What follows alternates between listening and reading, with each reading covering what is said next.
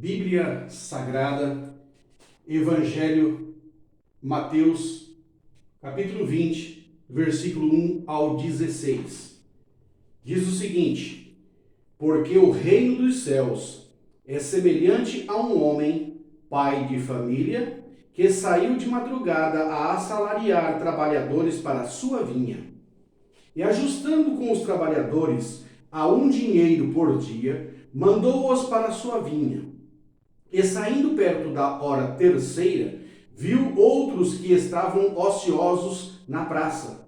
E disse-lhes: ide vós também para a vinha, e dai-vos-ei o que for justo. E eles foram.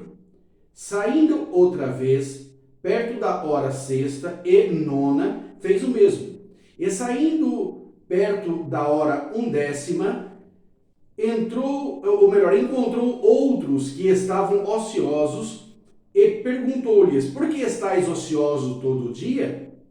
Disseram-lhes ele: porque ninguém nos assalariou.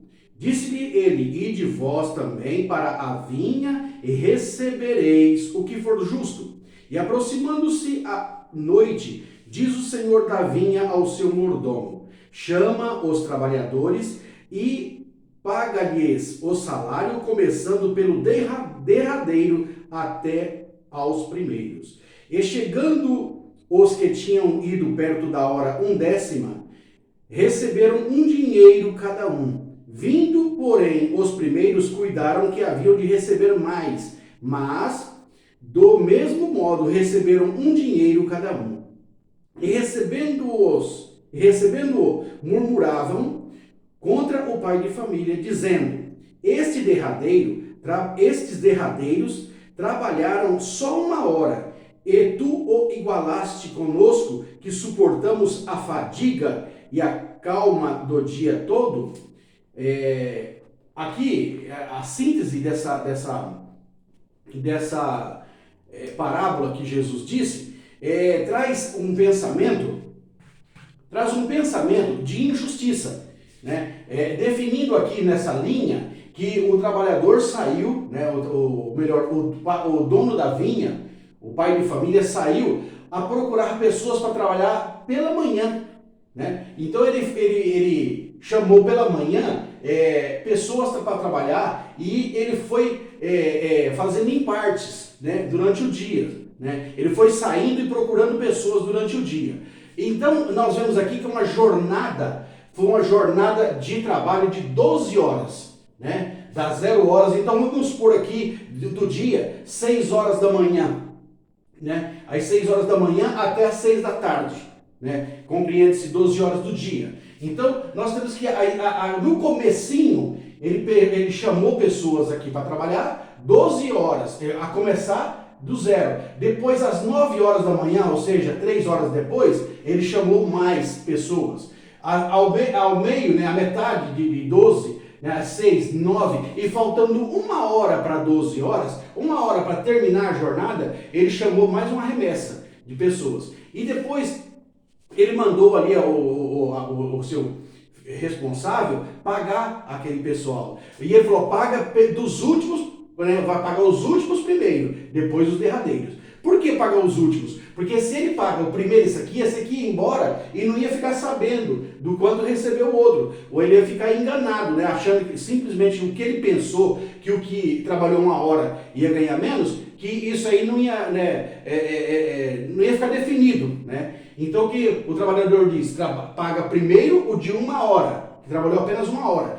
Então, os que trabalharam o dia inteiro ficaram murmurando, ou seja, reclamando. Isso é injusto.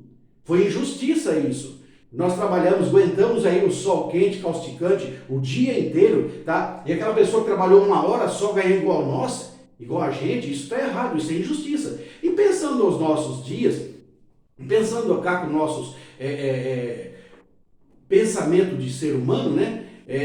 Não tá, a pessoa que murmurou, que reclamou disso aí, tá certo. né? A gente pode imaginar que está certo, porque foi uma injustiça, deveria ter sido um pagamento fracionado, né? Ali o pagamento inteiro, aqui 3/4 de um dia, aqui meio-dia, e assim aqui um quarto, né, de dia, e aqui um 12avos, né, para ser pago a essas pessoas. Isso seria o que a gente pensa que estaria justo, né? Pagando de acordo com o que foram chamados. Quem foi chamado e trabalhou mais horas recebeu mais, deveria receber mais. Quem trabalhou menos deveria receber menos. Esse é o nosso pensamento, tá? Então, aos olhos, né, do ser humano que somos, nós imaginamos que isso aqui foi uma injustiça, tá? E asseguradamente, sim, é uma injustiça. Mas só que nós temos que ver que parábola fala de algo, exemplifica algo, né, mas significa ou vem trazer figura. Ele vem trazer a figura de uma coisa, mas é outra. É para trazer, exemplificar. Tá? Então, essa jornada de 12 horas, na realidade, essa parábola, aqui Jesus estava falando sobre o quê? A duração da nossa vida. Né? Duração de nossa vida. Aí essa duração de nossa vida, aí a gente pergunta, por quê? Qual a duração de nossa vida? Nos Salmos 90, versículo 10, lá diz que a duração de uma vida é de 70 anos. E muitos, por sua robustez, ou seja, um pouco mais forte, né? Um pouco mais de saúde, chega a 80 anos. Mas o que passa disso é canseira e enfado. Né? É somente cansaço. Então, aqui ficou definido a duração de uma vida. Então, nós vamos fazer paralelo a essa, do lado de cima, tá? As horas de serviço de quem trabalhou na vinha, da parábola. E na parte de baixo, aqui está os anos de nossa vida, a duração de nossa vida. Então, aqui o 0, quem começou logo pela manhã, significa como se estivesse no nascimento. Né? Aqui às 3, a terceira hora, 17 anos, 6 horas, metade, 35 anos, 9, 52, 11 horas, 70, e alguns pela robustez, passa a chegar a 80 anos. Então nós houve aqui uma definição, ou já houve aqui uma divisão de acordo com as horas que foram trabalhadas na vinha com os anos de nossa vida. Tá? Então, tanto é que você vê, aqui quando foi lido, e se você ler aí, Mateus 20, versículo 1 em diante, lá fala que a primeira turma a ser chamada a 3 horas depois, que corresponde a 7 horas, estavam na praça. Justamente coisa de jovem. Praça, né? O jovem gosta de praça. Tá? Depois os 35, 50, depois os 70 anos, fala assim, que estavam ociosos. Esse ocioso aqui, não quero dizer que todos os aposentados sejam ociosos, mas é o quê? É uma vida mais tranquila, uma vida mais tranquila, como eu já disse, né? Então, é a vida o quê? Do aposentado, 70 anos. Você pode ver que bate certinho a parte de cima, as horas trabalhadas na vinha, e a parte de baixo, os anos, a duração de uma vida. Mas o que tem a ver com isso? O que Jesus mostrou ali, com aquele senhor da vinha, né, o dono, pai de família, é Deus. É Deus ali na parábola. E Deus, conforme essas horas que ele chamou, né, que ele chamava essas pessoas, Deus chamando nós para quê? Para nascer de novo. Para ter uma vida com Deus. Para ter uma vida com o Senhor Jesus, obedecendo os seus ensinamentos, amando a Deus, seguindo os seus ensinamentos, né? Como amar ao próximo, né? Como a nós mesmos, amar a Deus e amar até mesmo mais que todas as coisas. É o que Deus requer, que aquele que amar alguma coisa mais que Deus não é digno de ele, não é digno dele, né? Aquele que amar qualquer coisa que seja. Tá? Diz a Bíblia Sagrada que aquele que amar casa, fazenda, pai, mãe, filho, até ele mesmo, né? E aí prossegue. Todas essas coisas, então aí está incluído, né? Ou podemos incluir até mesmo as coisas dos nossos dias hoje. Aquele que amar o carro, amar a sua profissão, amar a sua igreja, amar a sua religião, amar qualquer coisa dessa vida mais que Deus, não merece Deus.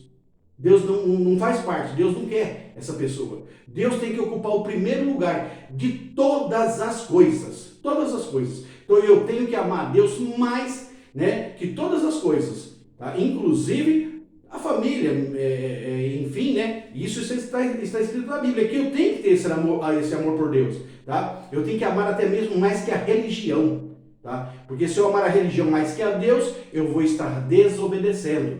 Porque a religião é coisa do homem. Tá? Se eu estiver obedecendo ou amar a Deus mais que a igreja que eu frequento, a igreja que eu faço parte, também não sou digno de Deus, porque a igreja que eu faço parte é o quê? É terrena, é aqui da terra, né? É coisa do homem. Tá? É ali uma ordenança do homem. Tá? Então eu tenho que amar Deus mais que todas as coisas. Tá? Então aí nós vamos lá para João, Evangelho de João, no capítulo 3. Deixa eu me ver, capítulo 3. E que diz o seguinte: E havia entre os fariseus um homem chamado Nicodemos, príncipe dos judeus. Este foi ter com Jesus à noite e disse: Rabi, bem sabemos que és mestre vindo de Deus, porque ninguém pode fazer estes sinais que tu fazes se Deus não for com ele. Jesus respondeu e disse-lhe: na verdade, eu te digo que aquele que não nascer de novo não pode ver o reino de Deus, não pode pertencer a Deus. Aquele que não nascer de novo, tiver uma nova vida, né? Então, aí Nicodemos passou a perguntar a Jesus: mas como pode? Eu na idade que eu estou, com o corpo que eu tenho, vou voltar à madre, né? Vou voltar lá ao ventre da minha mãe e vou nascer de novo? Como pode isso? E aí Jesus falou assim: não é esse nascimento do corpo, mas sim o nascimento tem que nascer do quê? Do Espírito, tem que nascer do Espírito, né? Aquele nascimento de nova vida, novos jeito de viver, novas atitudes, né? O amor sendo primordial, Deus sendo o primeiro em todas as coisas. E no versículo 7, Jesus diz assim, ó: não fique você contente, né? Não te maravilhes disso, necessário vós, né? Aqui está falando no plural, necessário vos é nascer de novo, todos nascer de novo. Então aqui, o que Jesus está dizendo é que nessa vinha, de acordo com o que foi chamado os funcionários, né, as pessoas para trabalhar, e depois foi pago, também o que? Na nossa vida, existem aquelas pessoas que já nasceram em lar cristão, que os seus pais já eram nascidos de Deus, né? Já eram nascidos de Deus, já tinham uma vida nova com Deus, então nasceu num lar cristão e ele continuou. Existe aquela pessoa que conheceu a Deus e teve um novo nascimento aos 17 anos, na adolescência. Já existe aquele com 35 anos, na meia-idade, aquele com 52, aquele com 70, já aposentado, conhece a Deus, ou conheceu, ou conhece, né? E existe aquele com 80 anos que conhece a Deus e ele, né, se ingressa, ele passa a pertencer ao reino de Deus, porque nasceu de novo. Aqui está o novo nascimento. Então Deus chamando Jesus através Jesus chamando a essa pessoa, chamando a nós para pertencer a Deus, nascer de novo, não é? Então, nós vemos aqui, por exemplo, lá em 1 Samuel, capítulo 1, versículo 11, onde Ana, mãe de Samuel, tinha um problema com Penina, que Ana não podia ter filhos, né? Então ela não conseguia ter filhos e ela era menosprezada, humilhada, né, pelas outras mulheres. E ela falou com Deus e fez um voto: Senhor, se tu abrir, né, se tu me conceder, me tornar minha madre, né, minha fértil, e eu tiver um filho varão, ou seja, um filho homem, eu darei ele todos os dias da vida dele, até o último dia da vida dele, ele vai te servir. Então nós vemos que Samuel, o profeta Samuel, em 1 Samuel 1:11, ele se enquadra nesse fato aqui. Ele foi chamado, ou a mãe dele já destinou, inclusive ela disse, né, navalha não chegará ao seu cabelo, então não cortar, era um voto que ela tinha de não cortar o cabelo, como sinal de que aquele homem foi feito um voto sobre a vida dele, de todos os dias da vida dele, permanecer e ser um profeta de Deus. Tá? Então ele começou aqui do zero praticamente, né? Nós também vemos lá em 2 Timóteo 1 e 5, se não me engano, onde Paulo elogiou Timóteo, falou: Timóteo, fica firme nesta tua fé, fica firme neste teu conhecimento de Deus, nessa dedicação a Deus, fica firme, porque eu te conheço e sei que você recebeu bons ensinamentos de sua avó Eloide, né? Sua avó te ensinou, tua mãe Eunice te ensinou, e tem o Espírito de Deus na tua vida. Eu sei que o Espírito de Deus habita em você. Tá? Então, Timóteo também foi assim. Ele herdou da avó, Lloyd, herdou da mãe, Eunice, né? Já o quê? Quando ele foi ali na convivência de criança, ele já herdou aquilo da avó e da mãe. Tá? E ele foi o quê? Timóteo, um homem de Deus, um homem nascido, né, espiritualmente em Deus. E agora, exemplos aqui pelo meio, nós temos um monte, né? Agora, já que deu exemplo dos primeiros aqui, do último. O último aqui, que nas 12 horas, né, ele se entregou, né, teve um novo nascimento, foi o homem que estava ao lado de Jesus na cruz, o ladrão. Né? Estava ali na cruz, ao lado de Jesus, e falou: mestre, lembra de mim quando entrares no paraíso? Aí Jesus disse: hoje mesmo estarás comigo no paraíso. Então, aquele homem da cruz, ele não deu mais um passo, ele não cantou, ele não falou, tudo, por quê? Foi no finalzinho da vida dele, tá? E ele o quê? Se entregou ao Senhor, deu sua vida ao Senhor, nasceu de novo, né? No final. Então, nós tivemos exemplo dos primeiros, profeta Samuel e Timóteo, né? E também tivemos o quê? O homem da cruz, o ladrão da cruz, que no final, né, minutos, possamos dizer, antes de morrer, ele teve a sua garantia da salvação. Tá? Aí, agora, mas o problema da injustiça não sanou o problema ainda, né? Continua aqui, que quem entrou primeiro vai receber a mesma coisa que o último. Então lá, Samuel e Timóteo foi se igualado ao homem da cruz, que foi no finalzinho. Por que isso? Porque saibam vocês que salvação não tem meio termo, não tem fração. Não tem como uma pessoa ser salva pela metade. Tá? Então não existe meia salvação, não existe um terço de salvação, um quarto de salvação, não existe. Assim como também o nascimento que Jesus falou para Nicodemos, necessário vos é nascer de novo, também não tem meio nascimento. Tá? Então nem na parte de baixo não pode ser fracionado, né? A pessoa nascer pela metade, nascer em 3/4, nascer um oitavo, não existe, não tem condições, ou nasce ou não nasce. A salvação também não tem como ser fracionada. Ao primeiro e ao último, aos 0 anos de vida, ou aos 70 ou 80, a salvação é a mesma. O céu é o mesmo. As mansões celestiais a ser habitada por aquele que tem um novo nascimento em Cristo é a mesma. Né? Ou seja, o mesmo. Então não tem como ser fracionado. Nem o nascimento e nem a salvação. Nem o começo, que é nascer de novo, nem como o final, a conclusão, que é a morte. Não tem como ser dividido. É ou não é? Nasce ou não nasce? É nascido de novo ou não é nascido de novo? É salvo ou não é? Não tem um meio termo, ok?